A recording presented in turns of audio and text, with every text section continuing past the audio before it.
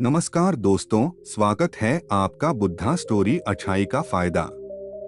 आज हम आपके लिए लाए हैं गौतम बुद्ध की कहानी अच्छाई का फायदा।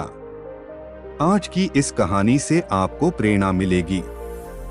भगवान बुद्ध के जीवन की ऐसी कई घटनाएं हैं जो हमें जीवन में सही मार्ग दिखाती है। आज भी हम उनके जीवन की एक घटना को कहानी के माध्यम से आप तक लेकर आए हैं। आप इस कहानी को पूरा सुने और ज्ञान प्राप्त करें। एक बार की बात है, गौतम बुद्ध अपने शिष्यों के साथ बैठे थे। उसी समय राजा अजातशत्रु वहां पहुंचे और बुद्ध से कहने लगे, हे बुद्ध, जब से मैं आपका शिष्य बना हर कोई मेरा शोषण कर रहा है। आपका शिष्य बनने से पहले सभी लोग मुझसे डरते थे, क्योंकि उस वक्त मैं बहुत कठोर था और मैं किसी को मौत की सजा देने से पहले एक बार भी नहीं सोचा करता था। लेकिन आपका शिष्य बनने के बाद मेरा किसी को दंड देने का मन नहीं करता और ना ही मुझे गुस्सा आता है। मैं शांत हो गया हूँ और सभी को दया भावना से देखता हूँ, लेकिन कुछ लोग मेरे इस बदलाव का अनुचित लाभ उठा रहे और इसने मेरे राज्य के लोगों को भी एक तरह के खतरे में डाल दिया है। कृपया आप मुझे बताएं कि मुझे अब क्या करना चाहिए। राजा अजातशत्रु की यह बात सुनकर गौतम बुद्ध उन्हें एक कहानी सुनाते हैं और कहानी कुछ इस प्रकार है।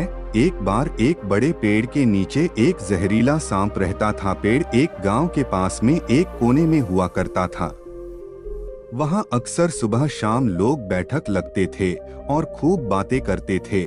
लेकिन जब से उस पेड़ के पास उस सांप को देखा गया, तब से लोगों ने वहां जाना बंद कर दिया। लेकिन कुछ लोग तो जानबूझकर वहां सांप को देखने आया करते और उसे छेड़ा करते।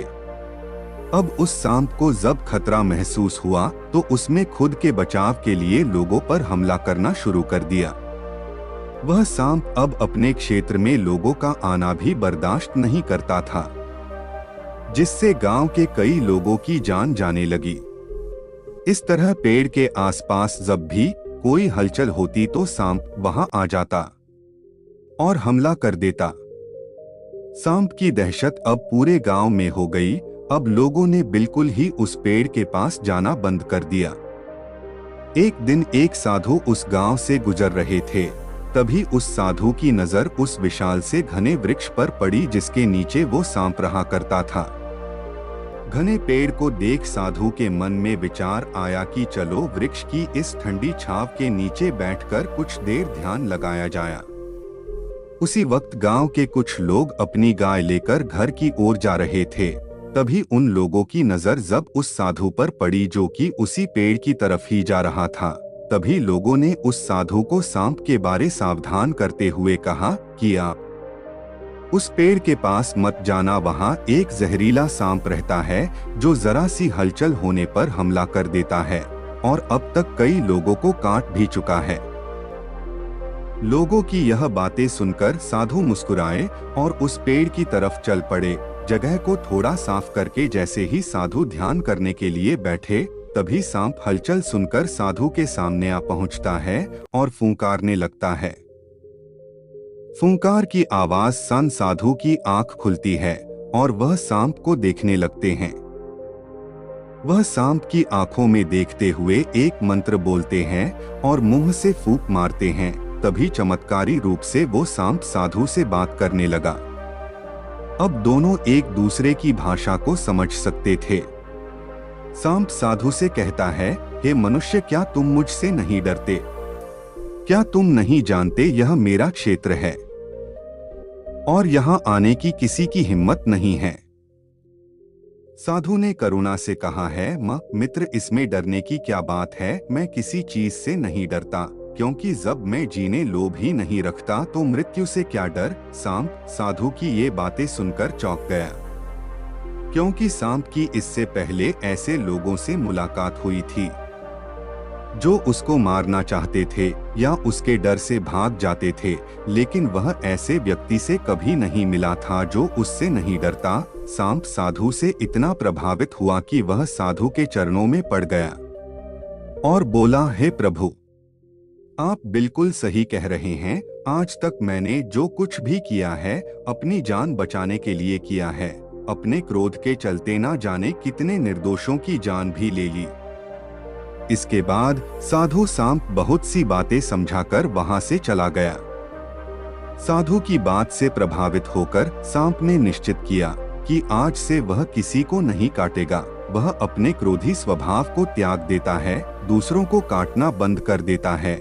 लेकिन इसका नतीजा उल्टा निकलता है। जब लोगों ने देखा कि सांप ने लोगों को तो काटना बंद कर दिया है, तो लोग उसका फायदा उठाने लगे। जो उससे दूर भागते थे वो उसके पास आने लगे और सांप को परेशान करने लगे। बच्चे उस पर पत्थर फेंक कर मारने लगे, जिससे सांप आए दिन हमेशा परेशान और घायल रहता था। वह बहुत दुखी था, क्योंकि वह अपने जीवन का सबसे कठिन समय बिता रहा था। एक बार वह साधु फिर से उस गांव में आए। वह उसी पेड़ के नीचे बैठ गए।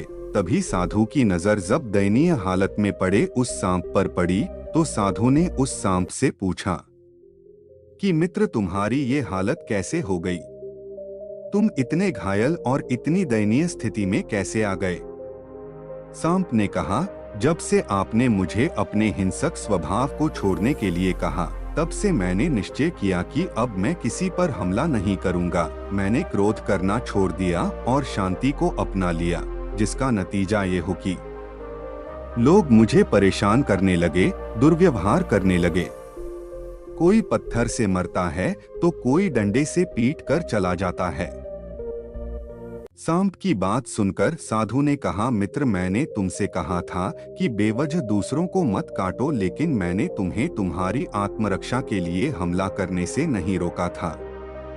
कहानी सुनाने के बाद बुद्ध ने राजा से कहा, हे राजन, तुमने भी मेरी बात गलत तरीके से अपनाया। मैंने आपसे अपने कर्तव्य को छोड़ने के लिए कहा था, किंतु आप अपने कर्तव्य से भी विमुख हो गए। आप एक राजा हैं, अतः पूर्ण रूप से साधु की तरह व्यवहार करना आपको खतरे में डाल सकता है। तुम्हें सिर्फ अंदर से साधु की तरह रहना था और बाहर से राजा की तरह, ताकि जरूरत पड़ने पर खुद की, प्रजा की और राज्य की रक्षा कर सको। दोस्तों, बिल्कुल ऐसे ही जंगल में होता है। जो सबसे सीधा पेड़ होता है उसको सबसे पहले काटा जाता है, और यही कानून दुनिया के लोगों पर भी लागू होता है। अच्छे भोले लोगों का खूब फायदा उठाया जाता है। अच्छे लोगों को जिंदगी में अनेकों दुखों का सामना करना पड़ता है, इसलिए कभी किसी को अपना फायदा मत उठाने दो। लोगों को उनकी मर्यादा में रखने के लिए खुद को परिस्थिति के अनुसार बदलना सीख जाइए, अन्यथा आपका हाल भी उस राजा व सांप की तरह हो जाएगा। तो दोस्तों, उम्मीद करता हूँ आज महात्मा बुद्ध की इस बुद्धा स्टोरी अच्छाई का फायदा से आपको अनमोल सीख प्राप्त हुई होगी।